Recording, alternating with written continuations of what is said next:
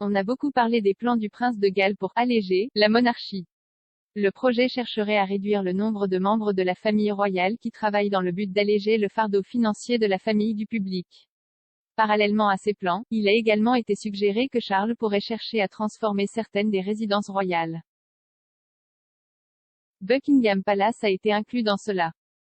Des rapports suggèrent que lui et Camilla, la duchesse de Cornouailles, pourraient prendre un appartement plus petit à l'intérieur du palais, de taille similaire à un appartement au-dessus d'un magasin.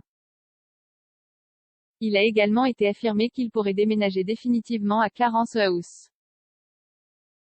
Ce qui arriverait alors au palais reste un mystère, mais certains soutiennent que Charles utiliserait la nouvelle salle pour l'administration et ouvrirait davantage le bâtiment au public.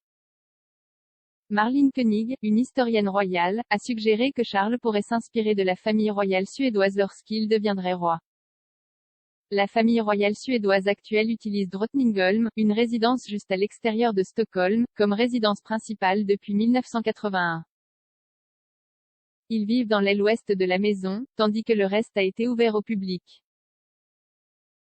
La résidence officielle de la famille royale suédoise, cependant, est le Palais Royal, un bâtiment semblable au palais de Buckingham, dans le centre de Stockholm.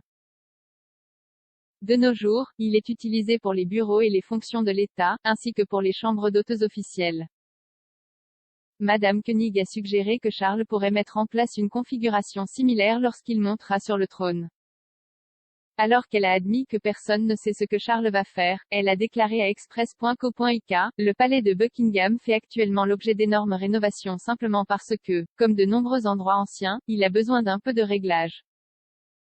Je pense qu'il est possible qu'une plus grande partie du palais soit ouverte.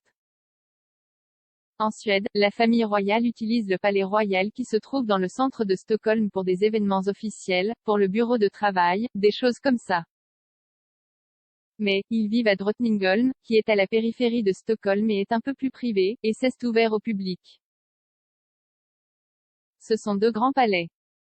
C'est un peu comme le palais de Buckingham et le château de Windsor.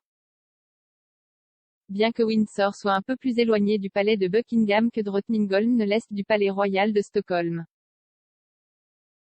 Mais cela dit, il est possible que Charles et Camilla puissent continuer à garder leur maison à Clarence House. C'est juste sur la route, ça va arriver à un moment donné. Buckingham Palace compte actuellement 188 chambres pour le personnel et 52 chambres d'hôtes royales.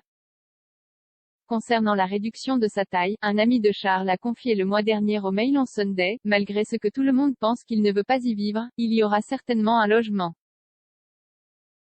Mais ce sera une situation beaucoup plus modeste au-dessus du magasin, semblable à celle du Premier ministre à Downing Street. La publication a également signalé que d'autres plans incluraient la transformation de Balmoral, l'une des escapades préférées de Charles, en un musée.